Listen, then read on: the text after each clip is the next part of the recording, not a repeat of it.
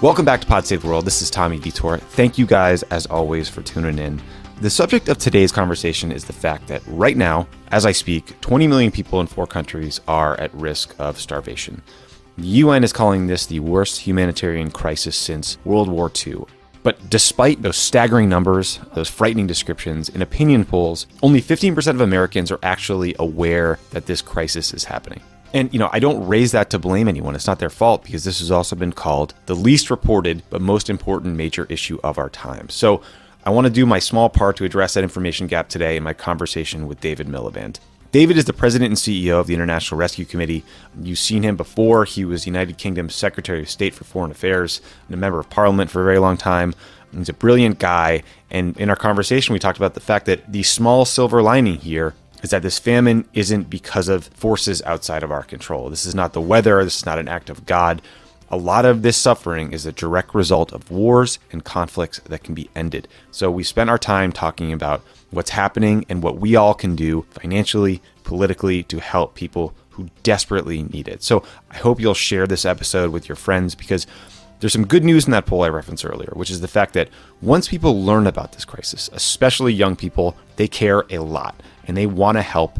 And if we all do this together and get engaged and do our part, we can actually make a difference. So thank you again for tuning in.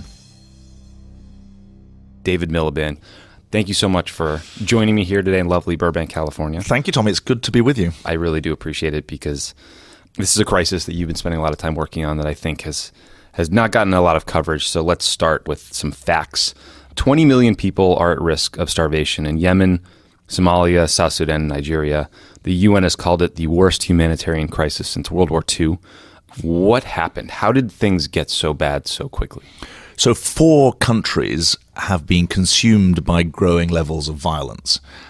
South Sudan is the world's newest nation. It became a nation in 2011 after 5 years of something called the Comprehensive Peace Agreement, and it's fallen into conflict between the government and the rebels. In northeast Nigeria, Boko Haram has terrorized the local population. 2.5 million are displaced. Some of them are living under Boko Haram rule.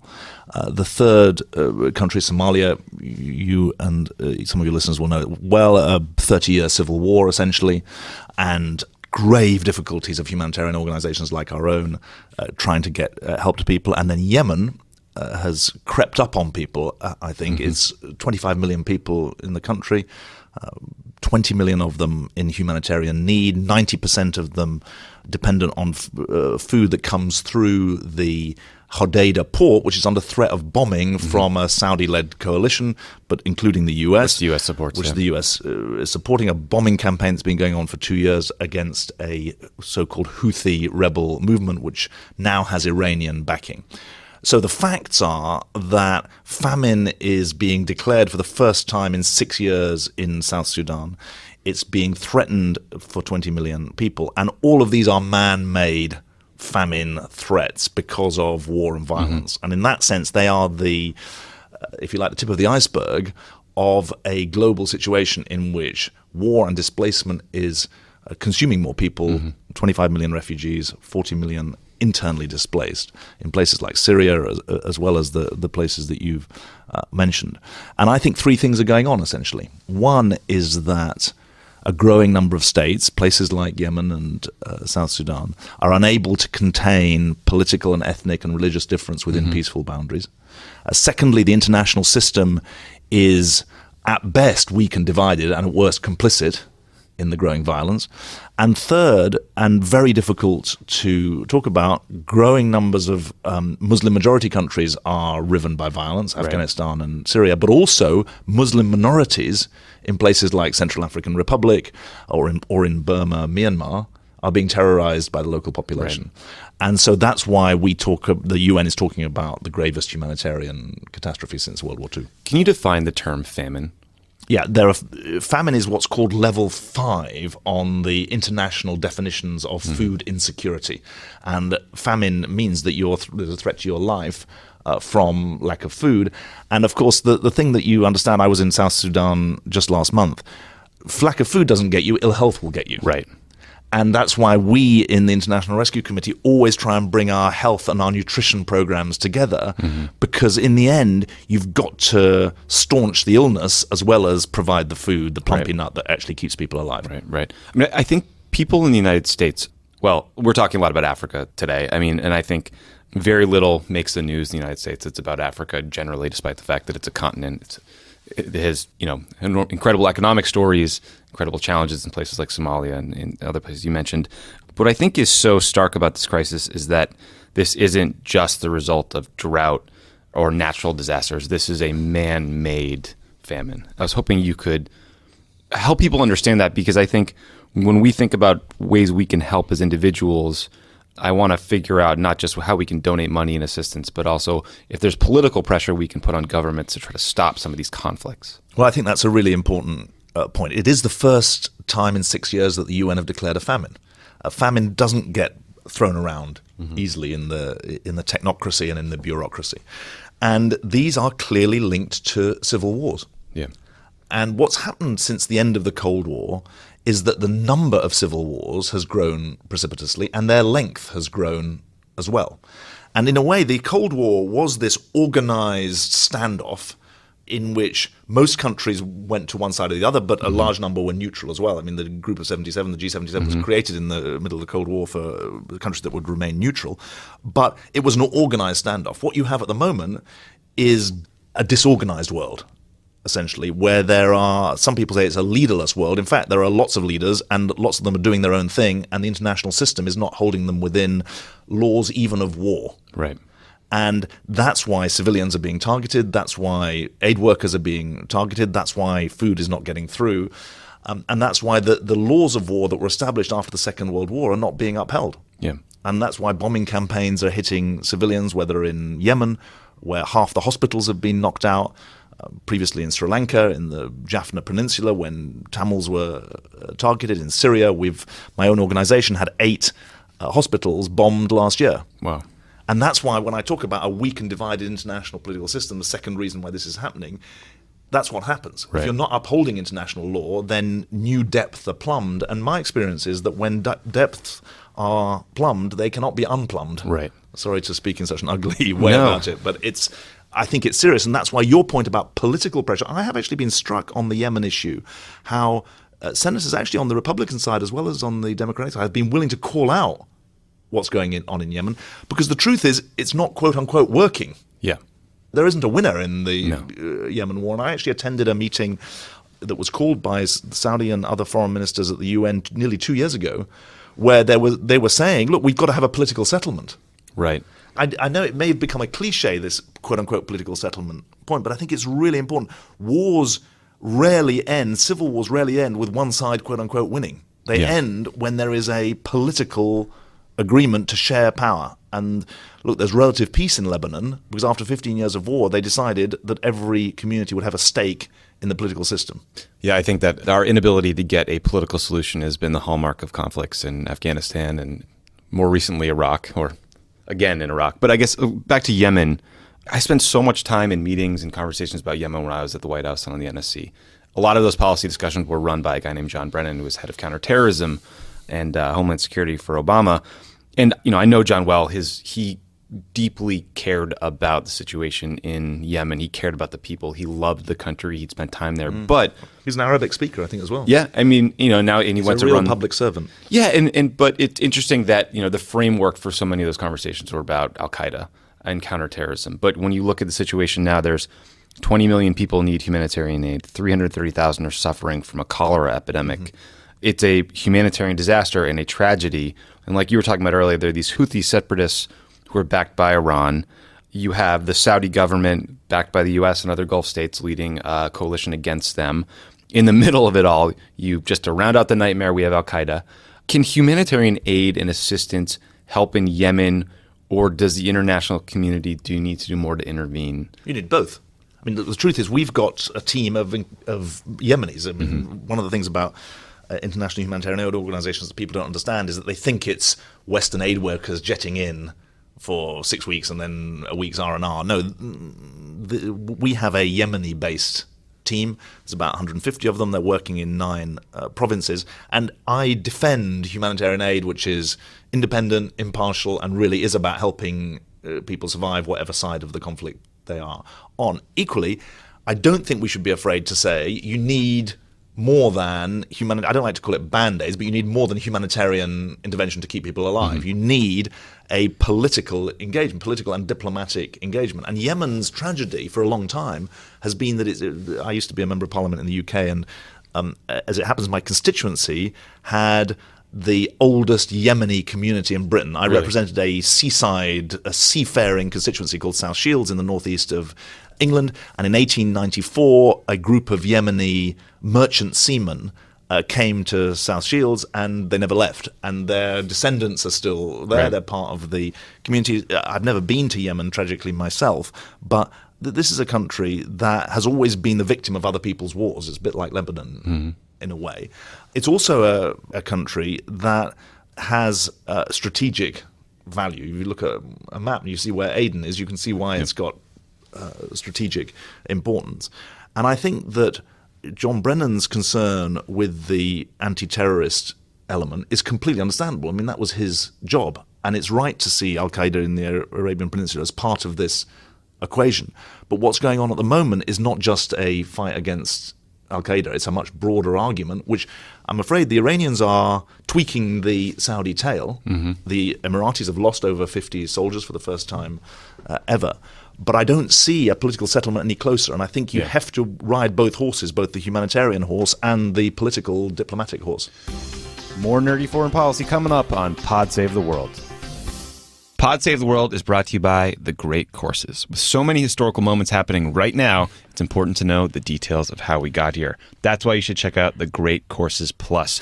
You get unlimited access, Lovett, to a huge library of video lectures on thousands of topics. There's history, there's politics, there's psychology, even photography. Is there ever a moment in which there is not a historical moment? Isn't every moment, by definition, one that will become a historical moment? Oh, what a fun debate. That's fun. You learn about anything that interests you from award-winning experts.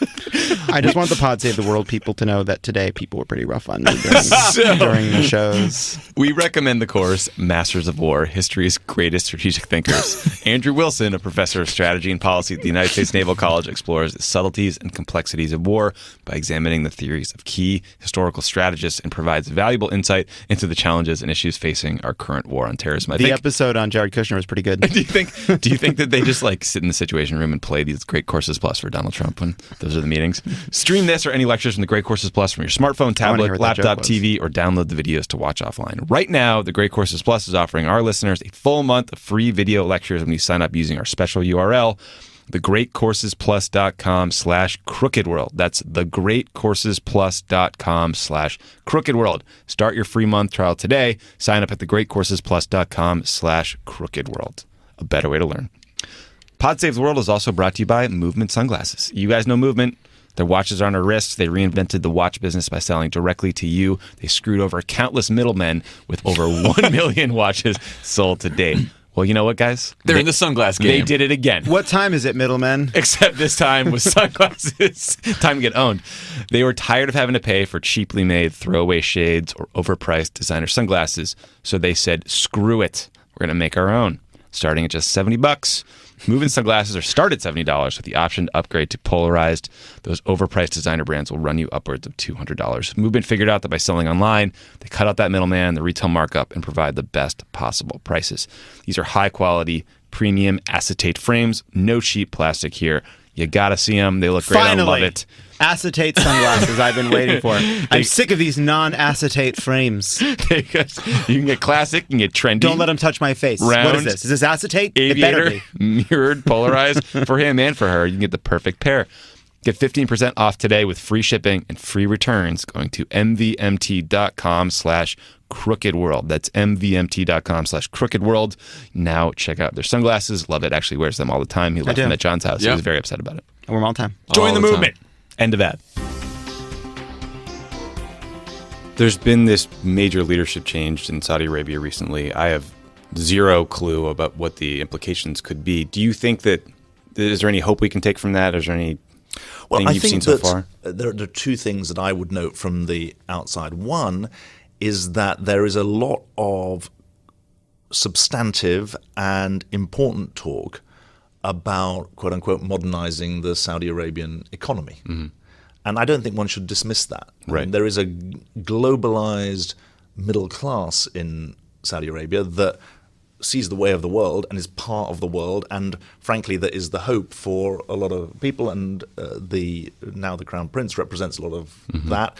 And those who talk to him, I haven't met him, will tell you that there's something really important going on.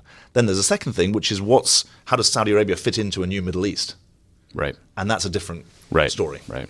I don't have a lot of good things usually to say on the show about the Trump administration, but his ambassador to the United Nations, Nikki Haley, said about this famine, "This is a crisis that should be leading every newscast and on the front page of every newspaper." She was trying to break through to the public about this alarming crisis.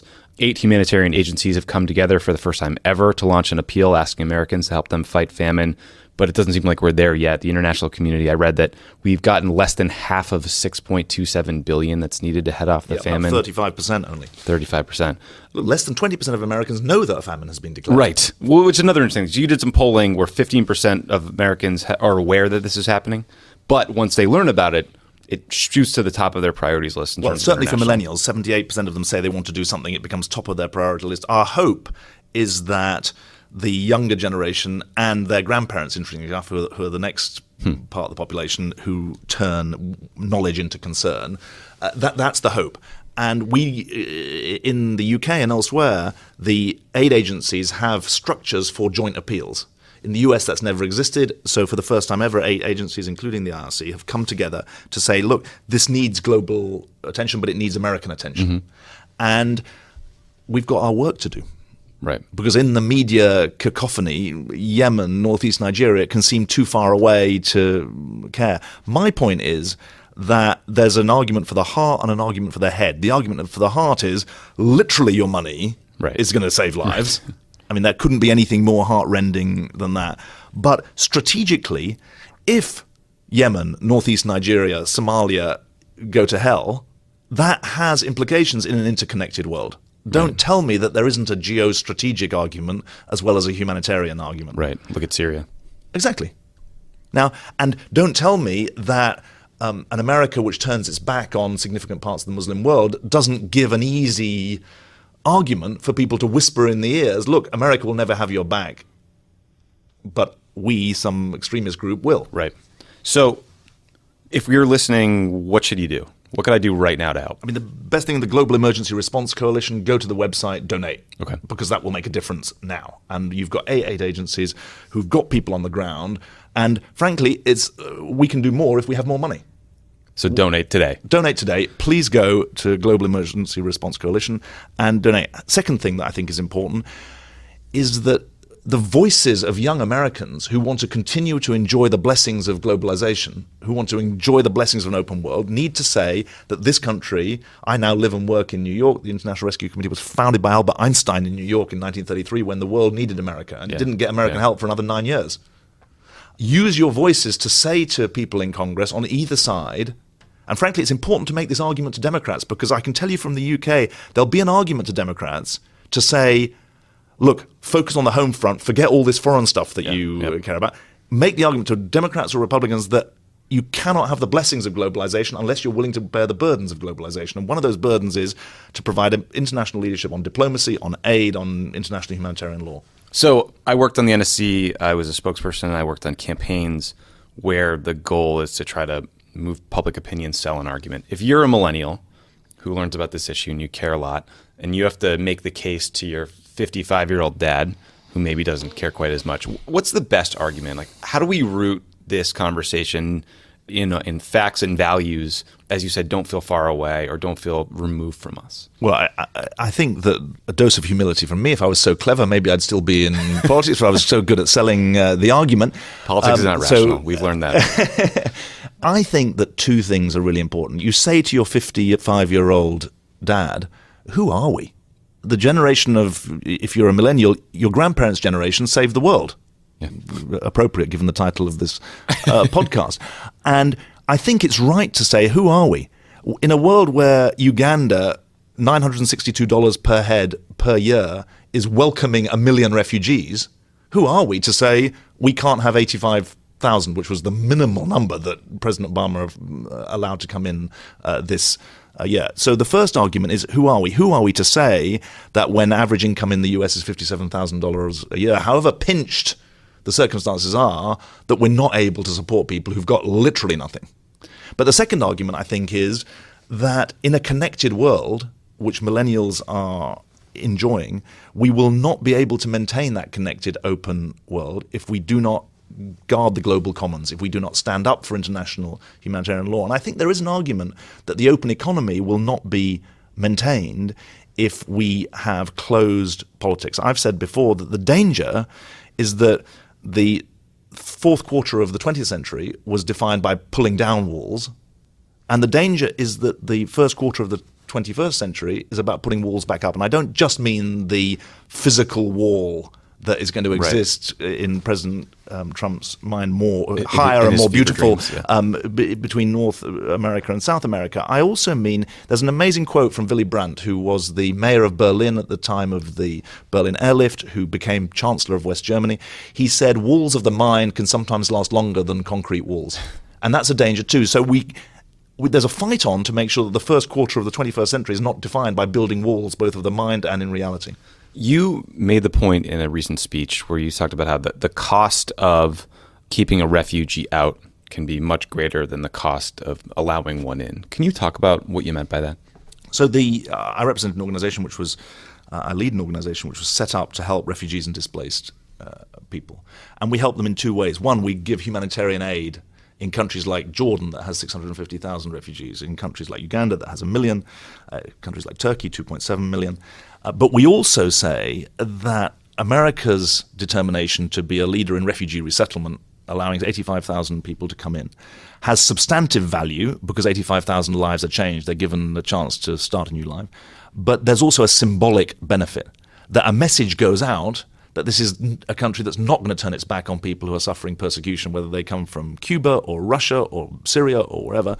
This is a country that's going to uphold international law and international norms, guard and defend those.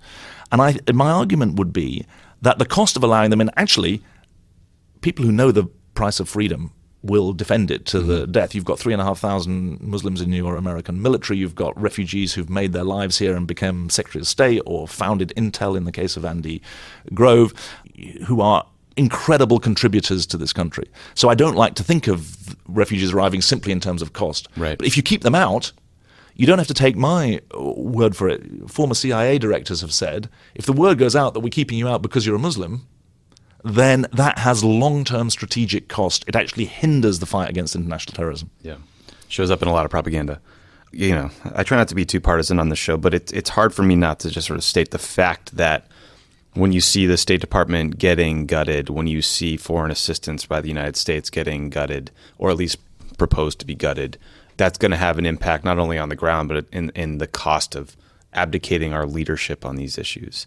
Have you seen any real-world implications? And I don't know, I'm just wondering if you could talk about that. I mean, the first thing I would say is that I sat opposite the US Secretary of State. I was the UK Secretary of State for Foreign Affairs.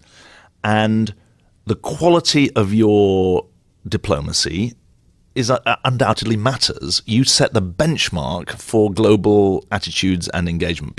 Everyone else wants to know, where are the Americans on issue A, B, C? And if there isn't a position, then that creates a vacuum. Yeah. And that's the danger, to be honest, that the fact that there aren't assistant secretaries of state for Africa at the moment means that where is the American position on the South Sudan question? And I know that the new administration has said national security is going to be the defining driver. So the danger is that somewhere like South Sudan doesn't qualify because in the end, quote unquote, who cares what happens in South Sudan? That's the danger if there's not a national security justification. My point would be that the implosion of one part of the world in the end is going to spread. Mm-hmm. And there's an old African saying, if your neighbor's house is on fire, your house is on fire. Right. And if you believe the world is a global village, then fire spreads. And it's a stretch to say national security from South Sudan comes to the US, but look, northeast Nigeria, Boko Haram are affiliated to Daesh, ISIS. Yeah. And so you've got a more direct link there. And someone say, well, why should we care what goes on in northeast Nigeria? Well, there's a strategic interest, not just a moral interest. And I think that diplomacy will leave a vacuum if there aren't people who are experts and are able to do it. And America does matter because the European External Action Service is building up slowly. It's building up, but it's not yet there to be the anchor in places like South Sudan. And I think that it really does matter that America takes its diplomacy seriously. And there's this Mattis quote, which I'm sure you've said, if you don't spend on diplomacy, I have to spend more on bullets. Right. And he's basically right. Yeah. You think we would listen to him? Well, he's in a very important position, and you're going to have an increase in the defense budget. But increasing that, my argument would be defense and diplomacy and also development or humanitarian affairs all need to be aiming for a political settlement in the countries of the world that are in trouble. Look, my learning from Iraq, from Afghanistan, but frankly also from Syria, is that if you don't know what you're having a political transition to, no amount of military, diplomatic, or development effort is going to, in the end, hold the ring. You're geeking out with me on Pod Save the World. More on the way. Pod Save the World is brought to you by Wink. When you have a great glass of wine, guys, it enhances the moment. Whether you're reflecting on the day or with someone you love. We're waiting for people to get their Thai food into a bowl so we can watch fucking Game of Thrones. Wink understands this. That's why they started their company, to give you access to exceptional wines from around the world so they can have more of those moments.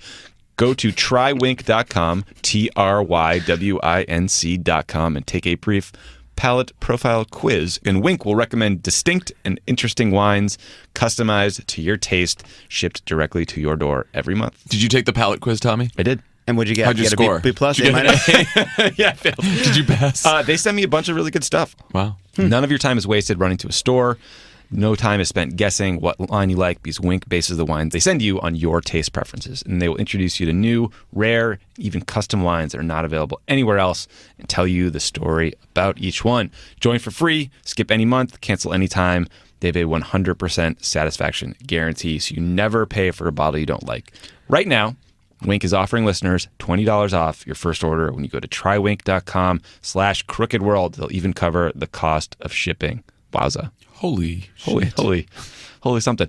Try Wink, trywinc.com/crookedworld and get $20 off your first order plus complimentary shipping. Try it. It's great. Seriously, I use it. Pod Save the World is also brought to you by Blue Apron. Heard of them. Blue Apron's mission is to make incredible home cooking accessible to everyone. Blue Apron has established partnerships with over 150 local farms, fisheries, and ranchers across the U.S. For less than $10 per person per meal, good luck beating that price if you live in a city. Blue Apron delivers seasonal recipes along with pre-portioned ingredients to make delicious home-cooked meals. Featured upcoming meals include creamy shrimp rolls with quick pickles and sweet potato wedges. Why did you get the recipes? I miss these recipes. Sorry, guys. And I would like a creamy shrimp roll. Quick I'd pickles like to are do all a fake mine. recipe. Choose from a variety of new recipes each week, or let Blue Apron's culinary team surprise you. Recipes are not repeated within a year, so you'll never get bored. Blue Apron's freshness guarantee promises that every ingredient in your delivery arrives ready to cook, or they will make it right. Check out this week's menu and get your first 3 meals free with free shipping by going to blueapron.com/crookedworld. You will love how good it feels and tastes to create incredible home-cooked meals with Blue Apron. So don't wait. That's blueapron.com/crookedworld. Blue Apron, better way to cook. How do you feel that European attitudes towards refugees are at this moment? Because I think over here, we casual observers like myself, we feel like there's been a bit of whiplash. You had seemingly the rise of nationalist forces in the UK and Marine Le Pen in France, and then that seems to have maybe course corrected a bit, but I'm not sure where we are. I think Europeans like me, we shouldn't in the slightest bit be preening ourselves with our moral virtue. I think, like here, the appropriate description is polarization. For every person who fears and loathes refugees or others, there's someone who's willing to say, well, hang on, this is my heritage and I want to stand up for it. And I was told yesterday that 4 out of 5 people on Facebook have got a refugee, who know a refugee by one connection. Now, I think it's important that in Europe we do recognize that the victory of Emmanuel Macron, the strength of the 2 governing parties in Germany, the SPD and the CDU, the defeat of Wilders in the Netherlands, are a course correction, a reaction to Brexit and to the American election. But that doesn't mean that the fight's over. Right. I mean, Europe is still in a position where it's playing catch-up on the refugee crisis. There are still asylum claims from 2015-16 being processed in Germany. There are still 45,000 people in Greece trapped and not had their cases dealt with. So both on the policy front and the political front, there's work to be done in Europe.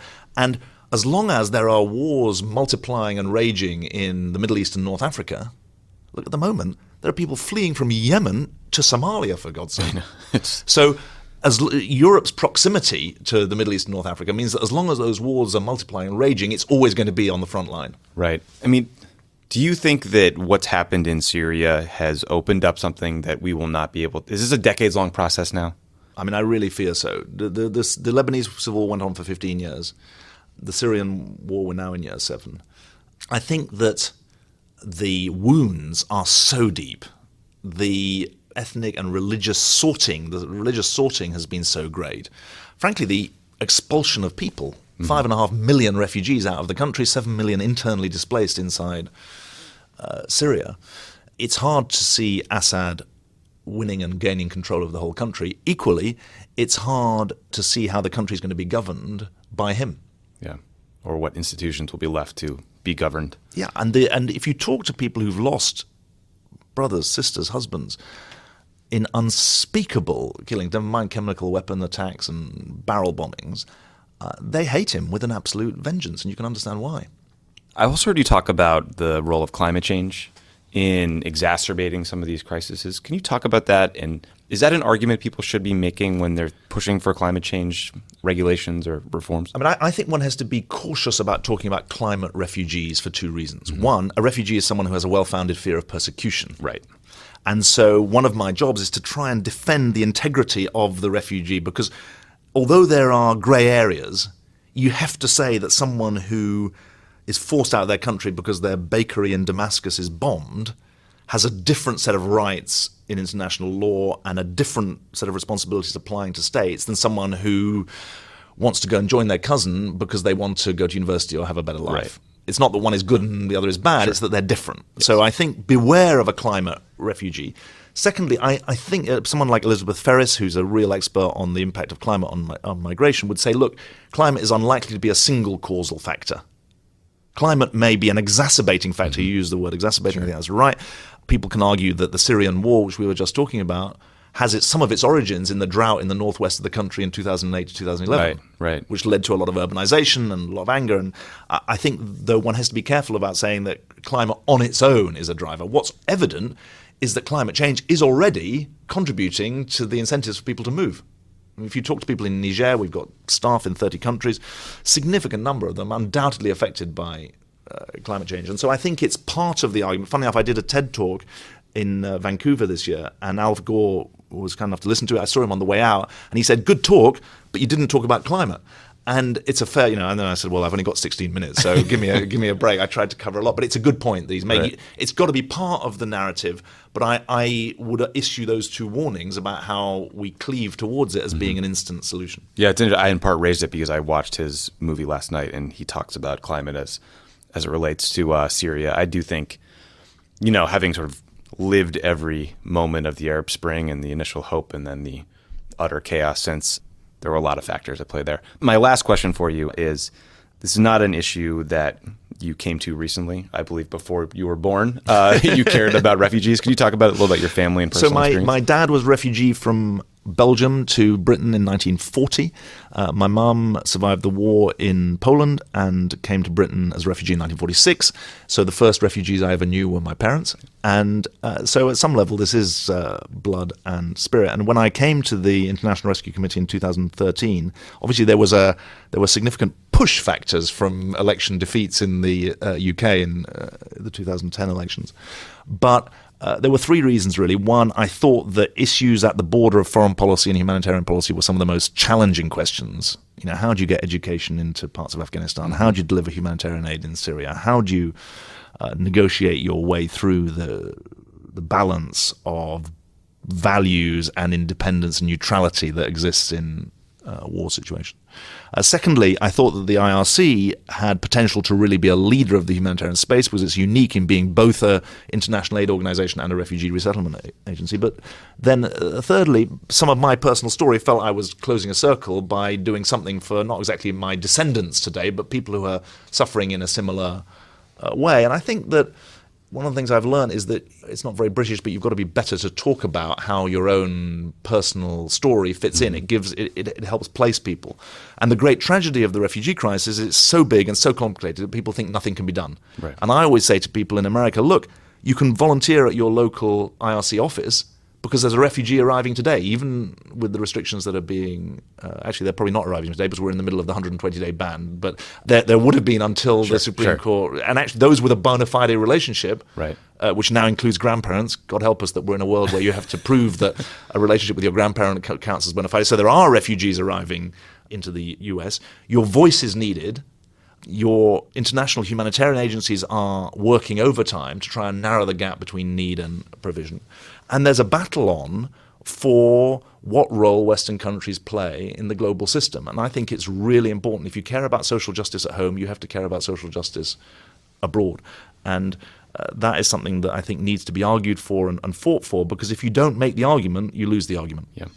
David Miliband, thank you so much for being on the show. The IRC is doing incredible work. Everyone should go to their website, donate, support you guys, support the broader coalition to stop this famine, whose name is escaping my tiny brain right now. Global Emergency Response Coalition. Global Emergency Response and the Coalition. IRC website is rescue.org. Rescue.org. I will tweet them all. They will be in the description of the episode, and thank you again. Thank you very much, Mike.